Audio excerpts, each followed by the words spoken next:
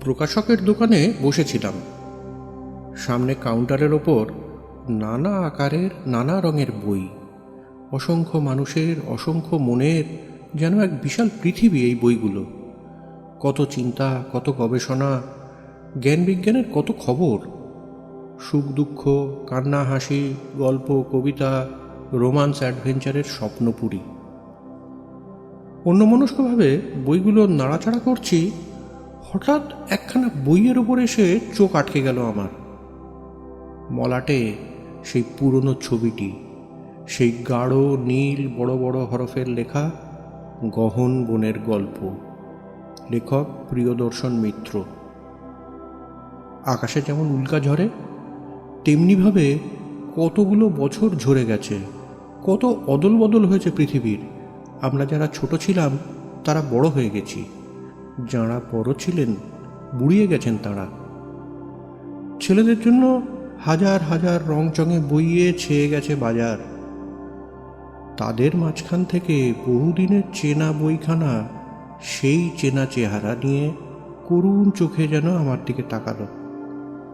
প্রকাশককে বললাম, এ বইটার দাম কত?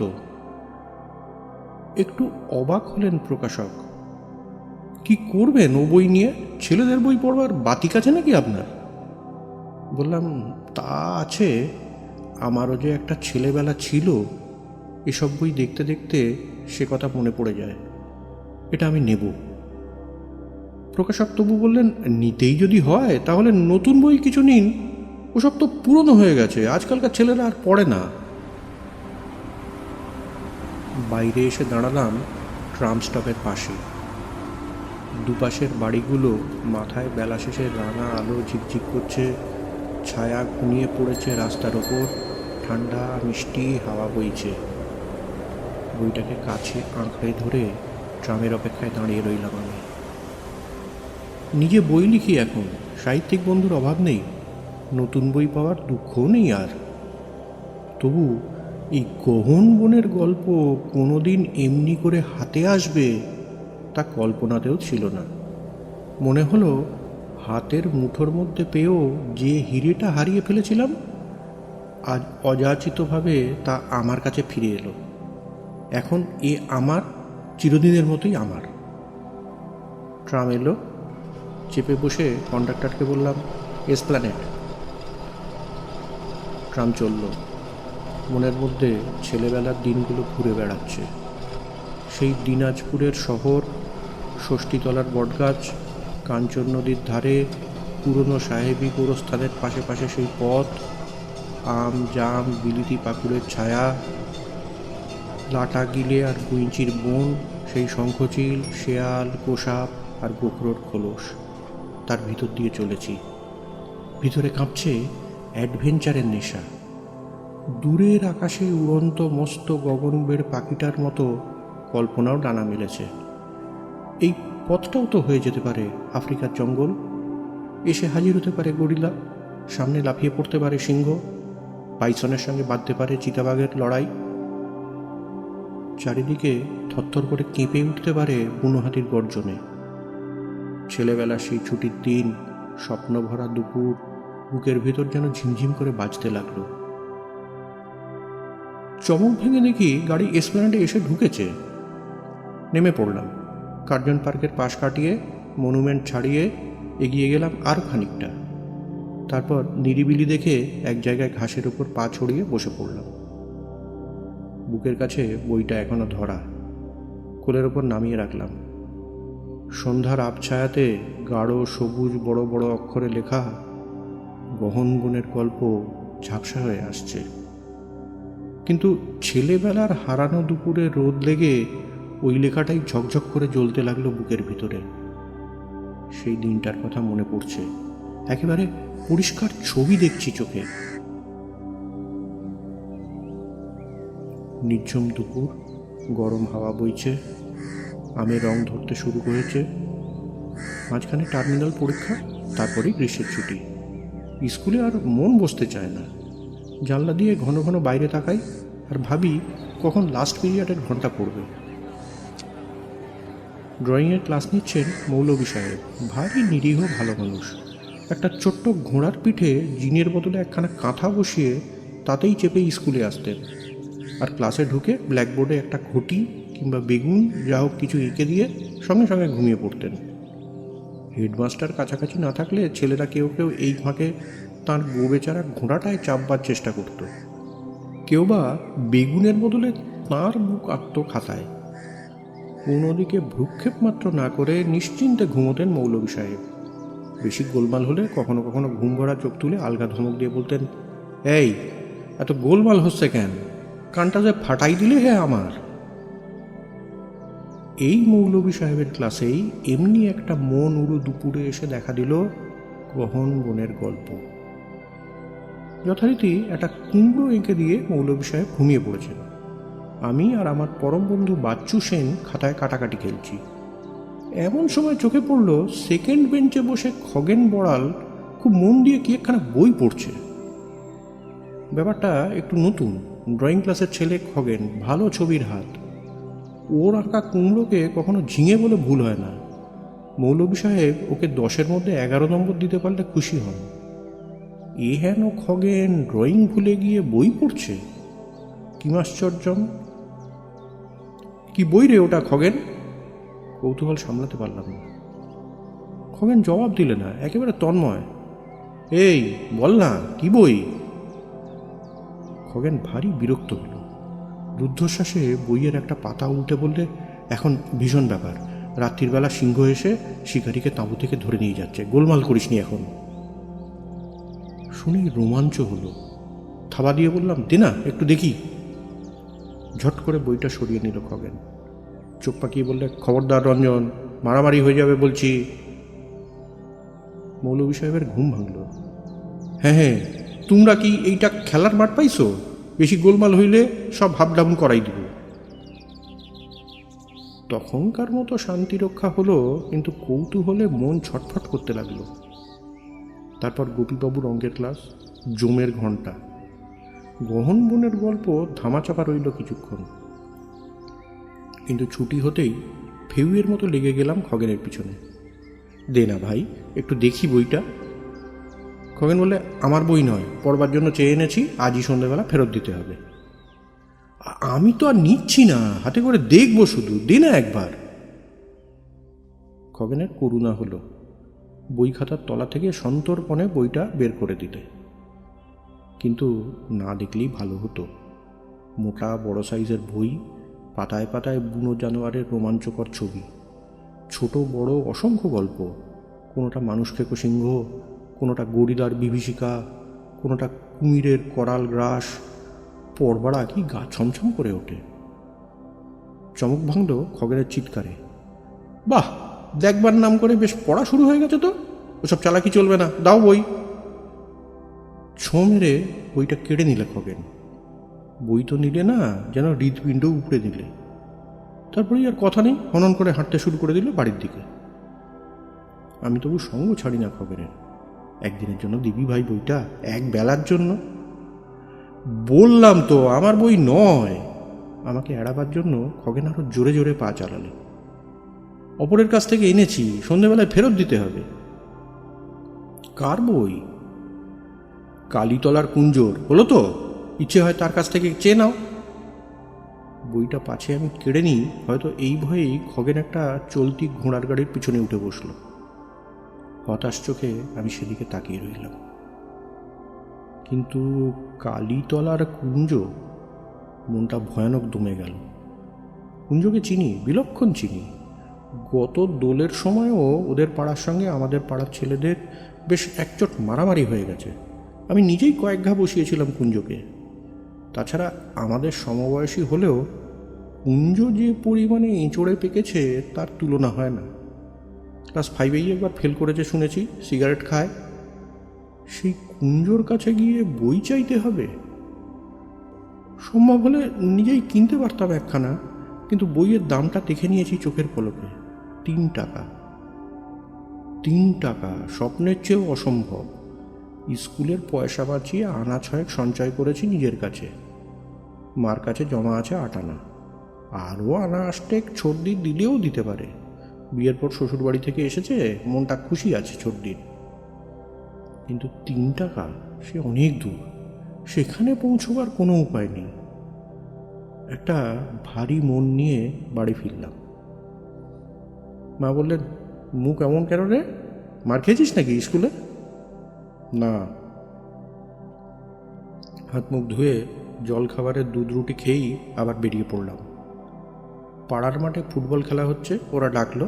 আমি ফিরেও তাকালাম না। যেমন করে হোক কুঞ্জকে আমার ধরা চাই। কুঞ্জকে পেতে অবশ্য দেরি হলো না। স্টেশনের কাছে বাহাদুর বাজারের এক চায়ের দোকানে নিয়মিত বিকেলে আড্ডা দিতে দেখেছি ওকে। আজও সেইখানে ছিল সে।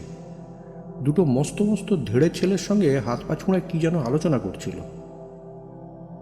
বাবার কড়া হুকুম, রাস্তার কোনো চায়ের দোকানে ঢোকা আমাদের বারণ। আরও বিশেষ করে এই দোকানটা যত পাজি ছেলের আড্ডা। দোকানটার সামনে এসে আমার বুক কাঁপতে লাগলো। কিন্তু গহন বনের গল্প, পাতায় পাতায় তার ছবি, তার গরিলার বিভীষিকা আর মানুষ খেকো সিংহ একটা অসহ্য তীব্র স্বরের মতো আমার মাথার মধ্যে কাঁপছে। আমি আর থাকতে পারলাম না। দোকানে ঢুকে ডাকলাম, কুঞ্জ। কুঞ্জ প্রথমটা চমকে গেল, তারপর অদ্ভুত ভঙ্গিতে মুখ ভেঙচে বলল, কি হে গুড বয়, এখানে? বললাম, তোর সঙ্গে আমার একটা কথা আছে। কি কথা? আমার কাছে কি দরকার তোর?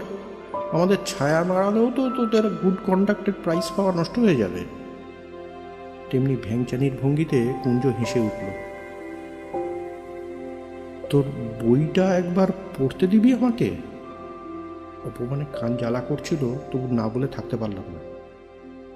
আমার বই? কি বই? গহন বনের গল্প। ও, খোঁজ পেয়েছো তাহলে? কুঞ্জর চোখ মিটমিট করতে লাগলো। সে তো আমার কাছে নেই। জানি, খগেন নিয়েছে, আজ সন্ধেবেলাতে ফেরত দেবে। আমি মিনতি করলাম, আজ রাত্রিটা আমায় পড়তে দে, কাল সকালেই তোকে দিয়ে যাব। কুঞ্জ কিছুক্ষণ তাকিয়ে রইল আমার দিকে, তারপর নাক কুঁচকে বললে, কেন দেব তোকে? ভাই কুঞ্জ। কুঞ্জ আবার ভেঙচি কেটে বললে, অত ভাই ভাই করতে হবে না। মারামারির সময় মনে থাকে না? আমাদের খারাপ ছেলে বলবার সময় মনে থাকে না? এরপরে চায়ের দোকান থেকে সোজা বেরিয়ে আসা উচিত ছিল, কিন্তু পারলাম না। আমার ভেতরে তখনও জ্বরের মতো নেশাটা কাঁপছে, নিশির ডাকের মতো হাতছানি দিয়ে ডাকছে আমাকে। বললাম, যা হয়ে গেছে হয়ে গেছে, আজ থেকে আমরা বন্ধু। বন্ধু?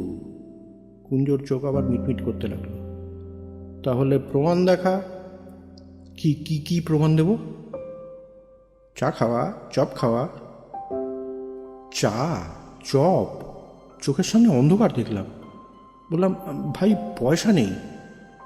পয়সা নেই? কুঞ্জ আমার শার্টের পকেটটা নাড়া দিলে। ওই তো ঝনঝন করে উঠল, নেই মানে? ফাঁকি দিয়ে বন্ধুত্ব পাতিয়ে বই বাগাবার মতলব সেটি হচ্ছে না চাঁদ। কিন্তু এ পয়সা তো, আমি ঠক গেলাম, ইনস্ট্রুমেন্ট বক্স কেনবার জন্য এনেছি। কুঞ্জ খিঁচিয়ে উঠল, তবে তাই কেনগে না, মন দিয়ে লেখাপড়া করগে। গল্পের বই দিয়ে কি হবে? যা পালা এখান থেকে। পালাতে পারলে বাঁচতাম, কিন্তু কে যেন পা দুটো পাথর দিয়ে আটকে দিয়েছে আমার। বুকের ভেতর যেন ঝড় বইছে। এত কষ্ট করেও পাবো না বইটা, হাতের কাছে এসেও এমন করে ফসকে যাবে। শুধু নেশা ধরাই নয়, আমার ঘাড়ে যেন ভূত চেপেছিল। না হলে যে দুঃসাহস আমি জীবনে ভাবতে পারি না, তাই করে ফেললাম। ফস করে বললাম, বেশ খা, তুই চা চপ খা। খুশির হাসিতে কুঞ্জর চোখ ভরে উঠল। আমার পিঠে জোরে একটা থাবড়া বসিয়ে দিলে সে। বাহ, এই তো সত্যিকারের গুড বয়ের মতো কথা। আমার হাত ধরে টেনে সে একটা লোহার চেয়ারে বসল। তারপর ডেকে বললে, বয়, দুখানা চপ আর দুটো চা। সবাই বললাম, দোকানের চা তো আমি খাই না ভাই, চপও নয়। খাস না? তা বেশ, তাহলে দুটো চপই আমি খাই, কি বলিস? অদ্ভুত লোভে কুঞ্জর চোখ দুটো চিকচিক করে উঠল। কি বলিস? হ্যাঁ? ইনস্ট্রুমেন্ট বক্সের পরিণামের কথা ভাবতে ভাবতে শুকনো গলায় আমি বললাম, খা। প্লেটে করে দুখানা ধুমায়িত চপ এনে পয় সামনে রাখলো। গন্ধে ভরে গেল চারিদিক। কুঞ্জ খাবার আগেই খানিকটা লালা গিলে নিলে গলায়। থালা দিয়ে একটা চপ গরম অবস্থাতেই তুলে নিয়ে কামড় বসালো। তারপর তৃপ্ত মুখে বললে, বেঁচে থাক রঞ্জু, গহন বোনের গল্প তোর মারে কে? কিন্তু মাইরি বলছি, দৃষ্টি দিসনি মোদ্দা। দৃষ্টি নয়, মুখ ফিরিয়ে বসে আমি ভাবতে লাগলাম ইনস্ট্রুমেন্ট বক্সের কথা। নিজের জমানো 2 আনা পয়সা দিয়ে বাকিটা পূরণ করা যাবে। তারপর স্কুলে যাওয়ার মুখে কিনে নিলেই হবে ওটা। কিন্তু বাড়ির কেউ যদি দেখতে পায়, যদি শুনতে পায় কেউ, এখান থেকে তাড়াতাড়ি উঠতে পারলে বাঁচি এখন। কিন্তু ওঠবার জো নেই। তাড়িয়ে তাড়িয়ে শব্দ করে করে চপ খাচ্ছে কুঞ্জ। ওই শব্দটা যেন বুকের মধ্যে এসে বিঁধতে লাগলো। ভয়ে কাঠ হয়ে আমি বসে রইলাম। কতক্ষণ পরে, কত যুগ পরে কুঞ্জর চা আর চপ খাওয়া শেষ হলো জানি না। তারপর বললে, 5 আনা পয়সা দে। দিলাম। বয়টাকে পয়সা দিয়ে কুঞ্জ একটা ঢেঁকুর তুলল। বেড়ে খাওয়ালি রঞ্জু, অনেক দিন মনে থাকবে। এবার একটা সিগারেট খাওয়া। সিগারেট? আমার মাথার চুল খাড়া হয়ে উঠল। হ্যাঁ হ্যাঁ বাবা, সিগারেট। আরও 2 পয়সা ছাড়া দেখি। আবার পালাতে চাইলাম, কিন্তু পা দুটো যে পাথর দিয়ে বাঁধা। মন্ত্রমুগ্ধের মতোই 2 পয়সা বের করে দিলাম। বয়টাকে দিয়ে কুঞ্জ সিগারেট আনালে। ধরিয়ে একটা টান দিয়ে বললে, আহ। ততক্ষণে আমার বুকের রক্ত জল হয়ে গেছে। প্রাণপণে উঠে দাঁড়ালাম। সব তো হলো ভাই, এবার বই। কুঞ্জ খানিকটা ধোঁয়া ছেড়ে বললে, নিস কাল সকালে। কাল সকালে আবার কেন? আমি প্রায় হাহাকার করে উঠলাম। বললি যে রাত্রিরেই।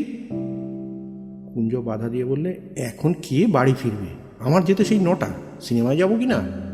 যা যা, কাল সকালে আসিস আমাদের বাড়ি, বই নিয়ে যাবি। ইচ্ছে মতো রাখতে পারবি 2-3 দিন। কিন্তু সকালে যে মাস্টারমশাই আসবেন, তার আমি কি করব? কুঞ্জ উঠে দাঁড়ালো, লম্বা একটা শীষ টেনে বেরিয়ে এলো চায়ের দোকান থেকে। পেছনে পেছনে আমিও এলাম। চল না ভাই একবার, 5 মিনিটের জন্য।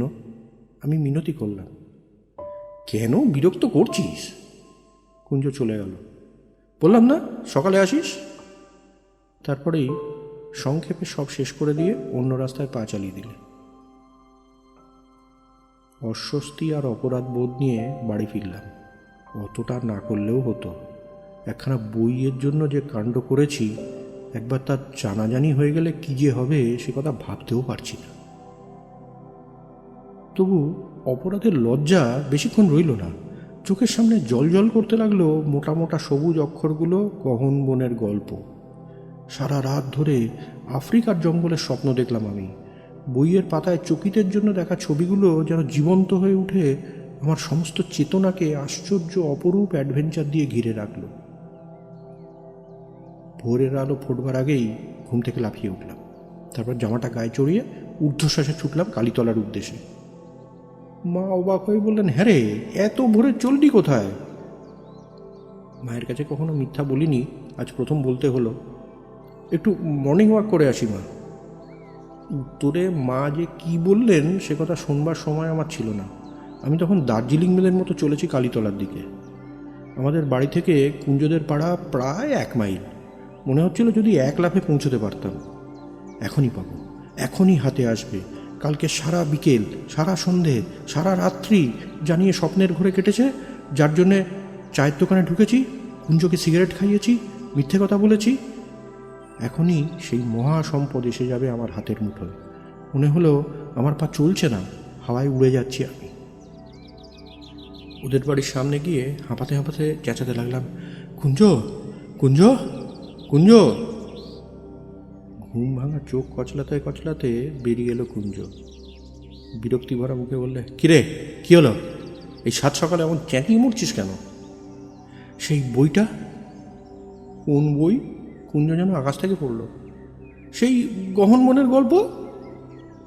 কুঞ্জ বলে, তা সে বই তো পাবি না। পাবো না? আমি যেন বুক ফাটা আর্তনাদ করে উঠলাম। কুঞ্জ নিরাসক্ত স্বরে বললে, বই তো আমার নয়, আমার মামাতো বোন রত্নার।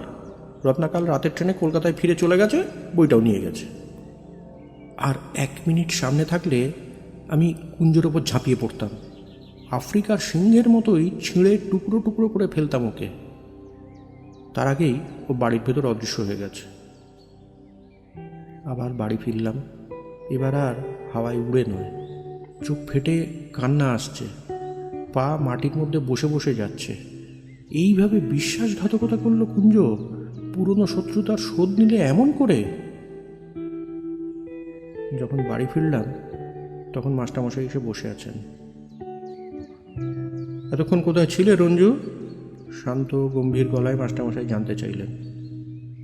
মর্নিং ওয়াক করতে, বিবর্ণ মুখে জবাব দিলাম। পড়ার বই নামিয়ে আনলাম শেলফ থেকে। কিছুক্ষণ আমার দিকে অদ্ভুত চোখে চেয়ে রইলেন মাস্টারমশাই, তারপর জিজ্ঞেস করলেন, ইনস্ট্রুমেন্ট বক্স কোথায়? আমার বুকটা ধক করে উঠল একবার। আস্তে আস্তে বললাম, কাল বিকেলে ভুলে গিয়েছিলাম, আজ কিনে আনবো। ভুলে গিয়েছিলে? মাস্টারমশাইয়ের চোখ আগুন হয়ে উঠল। কুঞ্জোর সঙ্গে চায়ের দোকানে আড্ডা দিলে ভুলে যাওয়ারই কথা, কি বলো? পরক্ষণেই একটু চড় এসে পড়ল আমার গালে। মাস্টারমশাই বজ্রের মতো গর্জে উঠলেন, চায়ের দোকানে ঢুকতে শিখেছ? সিগারেট খেতে শিখেছ? রাস্কেল বাঁদর! আর একটা চড় এসে পড়ল গালে। মাথা ঘুরে গেল, একটা তীব্র ঝিঁঝির ডাকের মধ্যে যেন মিলিয়ে গেল পৃথিবীখানা। চমক ভাঙল আমার। 20 বছরের ওপার থেকে ফিরে এসেছি বর্তমানের মধ্যে। গড়ের মাঠে ঠান্ডা রাত নেমে এসেছে, কোলের ওপর গহন বনের গল্প একাকার হয়ে গেছে অন্ধকারে।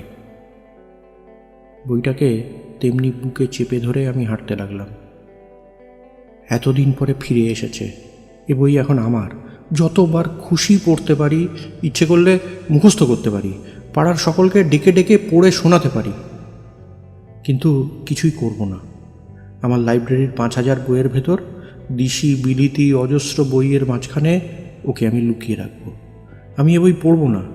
যদি আজ আর ভালো না লাগে, 20 বছর আগেকার মনটা এর মধ্যে যদি বদলে গিয়ে থাকে, তাহলে তাহলে